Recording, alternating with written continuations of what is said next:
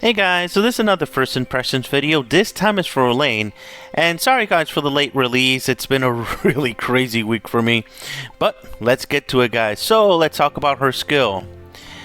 Skill, average speed, breaks the enemy shield, pretty important, and deals 480% damage for 4 hits while applying Soul Link for 3 turns. So we have the Soul Link for green finally. So turns 3 non-green Naja stones into Falcon stones, which will deal 160% extra damage to the enemy. 160% per stone is pretty actually high. So that's pretty interesting to see. And when I played with her, it feels these stones feel more like the stones for Apollo. So yeah, very interesting stuff guys. Pretty powerful. Soul Link and creating mana, that's interesting. Soul Link links to one enemy with the lowest HP other than the target.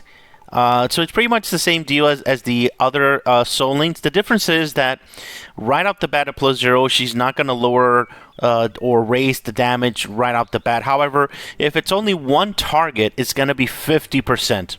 So versus bosses, that's going to be pretty relevant. And reduces the dodge of both Soul Link targets by 40%. So that's new. We've never had lowering of dodge before. When either target linked by Soul Link takes damage, the other takes equal. Okay, pretty much the same thing as usual here. So yeah, lowering dodge, that's very interesting. So the first thing that I think is pretty much any team that has Luna, Aurora is pretty annoying. Yeah, on defense especially. So that could definitely be an option there. So anyhow, let's talk about her awakenings. +1. This is pretty much the same thing as the other Soul Links, and right off the bat they start to get the Soul Link and starting to turn there. However, when allies cast skills, increases Elaine accuracy by 10% up to 30%. They're really going on anti-dodge here, huh? But this is the part that's really interesting to me. Elaine has 33% chance to deal extra damage to 100% of skill damage to a target. So this could be really relevant. Okay, this could be really relevant. Very cool stuff, guys. And this happens when any ally does this. So there is a potential to do a lot of damage. However, I believe that this extra damage comes directly from Elaine. So if this crits, I'm pretty sure it crits, it's going to do loads of damage. So we'll talk about that in a second. +2 is the usual 10%. The +3 enhanced Soul Link reduces the defense of both Soul Link targets by 30%. Okay, this is super powerful. I don't care, guys. This is amazing. We already know how powerful it is lowering the defense of an enemy with Ruby. Ruby is pretty telling there. Even though she goes down to 45%, having 2 targets lower the defense by 30% is gonna be relevant, and it is going to damage them a lot more in that situation. And especially since the original target is gonna lose the shield straight off the bat, they're gonna get a lot of damage. So that is very powerful. +3 there. The +4 is the same as the +2. And the +5, when taking a fatal blow, Elaine becomes immune to death for this turn, restores 100% mana to all allies, and reduces mana of all enemies by 20. This can be triggered once per battle. For the defender, Elaine's skill inflicts 30% overload effect on enemies. Oh, interesting. So in other words, if you're attacking, it's going to be 20. However, if she's on defense, this is interesting. Well, I need to see her on defense in this case. She's going to get give overload 30% to the enemy. So that is going to be very relevant on defense. Oh my god, I got to see that stuff. Look, remember that when it says 20, it's 20 depending on the speed of the enemy. So if the enemy is very slow, yeah, that's not going to see a lot. But if it's very fast, you're going to see a big chunk of that on that for sure. Like it could see like 50, like 60% of actually things when you're attacking. However, 30% on everything, it's pretty that is pretty relevant in my case. That's gonna slow the enemy for sure. Really cool stuff, guys. It's not an incredibly like game breaking +5, but if you plan to put her on defense, this is gonna be very, very useful for you if that is your plan for sure. Now let's take her to a Sping here real quick so I can show you how she actually moves. So yeah, shield break, doesn't matter which color it is, shield breaking is an incredibly powerful, very, very powerful ability there for sure. Let's make a... Okay, Midas is gonna go off for sure. What? Oh, come on. That was way too weak. That's why it's not so perfect to actually check this, but check this out here. First, I'm gonna do this one to actually cleanse. There we go, so no extra damage. See, I should put it like slow there. Let's do it like this. To see if I can actually get this. Boom. So that extra hit, I think that's the extra damage, if I'm not mistaken. Let's keep trying it here. Dun, dun. There, that's it. So that's the extra one. It's actually getting a lot more than usual. Raising the accuracy. Even every single time she goes off, she raises the accuracy. So this may not be telling, but remember that we're in the realm of Aurora, so we're not missing anything. So that's the main thing we're seeing here. Okay, that was a lot of damage. But that's the main thing. If this is a normal fight, we would have been missing for days. Let's try again. Very slow and boom, boom, boom. There we go. That's the extra 998. That's pretty cool. But the thing is that in these testings, I'm not able to actually see with weapons and things like that. That's the problem. Because I tried to actually get this hero on summons, and I've been getting the worst summon luck I've ever had in a very long time. So yeah, it's gonna be very difficult for me to get this hero. So see, I'm having a hard time missing. That's the interesting thing. So by the Soul Link, in other words, since it lowers the dodge so much, Aurora is pretty much crippled in that situation.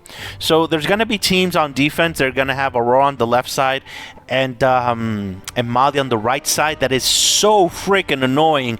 Aurora goes off so many times, it's disgusting, and you're always going to miss. But this could be definitely a good response to that, since she's eliminating dodge and things like that. So... And last but not least, breaking shield, guys. That is super important. Remember that shields cut damage by 50%. So breaking shields in this game is so freaking relevant. See, right off the bat, he's getting a bunch of damage there. Let's see if I can actually get the extra damage there. I saw it. There we go. It's like a little hurricane that goes flying there. So, yeah. So that's pretty... the hero's definitely pretty interesting, guys, for sure. But there's another thing that we definitely need to talk about. It's her weapon. This weapon, okay, increases critical chance by 25%. It's very little. But additionally increases critical damage by 50% for 3 turns, and that is when casting a skill. Alright, so this weapon alone is not impressive. However, if you pair her with a +5 Chloe, you put Elaine next to Chloe +5, this is going to go up to 55%, and critical damage is going to go up by 110 freaking percent. Critical damage. So that is going to be very, very relevant. So I've said it for so many times in the past, you have to get Chloe to +5 as soon as possible. If you get this hero and you want to use her weapon, you have to get that Chloe. That Chloe on its own is going to be so freaking relevant in so many ways for green. And that hero specifically is going to revolutionize your green team, and I'm talking about Chloe. But this is a good combo with both of them for sure. The thing is that there's some fights in which Chloe uses her ability and does extra damage to shields, but there's some fights in which it's so hard that the shields don't erase, so that's when you're actually going to bring in Elaine here. Elaine is going to come in and break the shield straight off the bat, and then you're going to use another hero, maybe Cathbad. Remember that when you use Cathbad, if shields are on the enemy, they're not going to get shroomed as often as if not having shields. So this hero eliminating shields is very, very useful in that respect as well when you're playing green. Sadly, I don't have any footage for this gal. I've searched far and wide.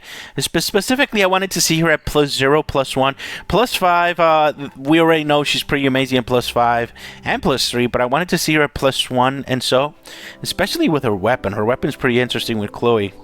So, but yeah, I'm gonna save that for the update video because I really wanted to continue testing this hero, and hopefully I can actually get the hero to actually test it.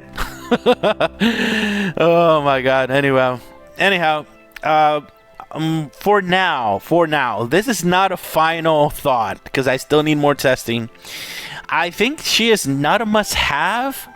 Not a must-have yet, because the thing is that we do have Chloe that eliminates shields. We do have Karma with her weapon at +1 that breaks shields as well. So in that respect, she's not like the only hero that can actually do all these things. However, since she is a Soul Link hero versus bosses like battle boss and things like that, even if I suspect that even at +0, people are gonna want to use her for single target bosses, because the last one was 2 targets, so that doesn't really count.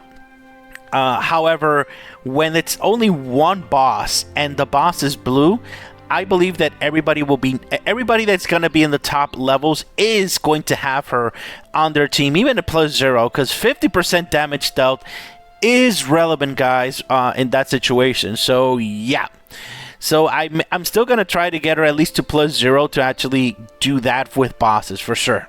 That's for sure. Oh yeah. But anyhow, I believe the sweet spot for her in this situation is definitely the +3. This +3 is so... You have no idea. It seems so simple, but this will change your game for sure. Because she's going to go in, she's going to break shields, and it's going to lower the defense of the enemy in that situation. And obviously, with her ability, you're not going to miss. So that's also going to be extra relevant in that situation for sure. This +3 is super powerful. The +1 is pretty relevant, and it is key to actually making her do more damage for sure. But definitely the +3 is pretty freaking amazing. The +5, I don't think it's going to be really relevant on the attack. However, if you plan to use her on defense, you have to have this +5 for sure. Oh yeah, because look at her, she is super squishy, guys. So yeah, without that +5, you won't be able to get her on defense for sure. Oh yeah, guys. So anyhow, once I actually get footage and finish testing her, I'll definitely do the update video as soon as possible, because I really want to talk about this hero more. I really dig the style. I really dig breaking shields and all that. Yeah, definitely would like to play her a lot more. However, do take into account before actually summoning her that it is a high possibility that we're going to have Agony on the rerun. So Agony is another must-have, and he is super freaking bonkers at +1. So yeah, do take that into account when you're summoning, guys, because if Agony is offered, yeah, that's going to be priority in my opinion. But I'm still going to keep testing Elaine, and I'm going to give you my final thoughts on my update video for sure. Alright, thank you very much for watching, guys. Have a great day. Bye-bye.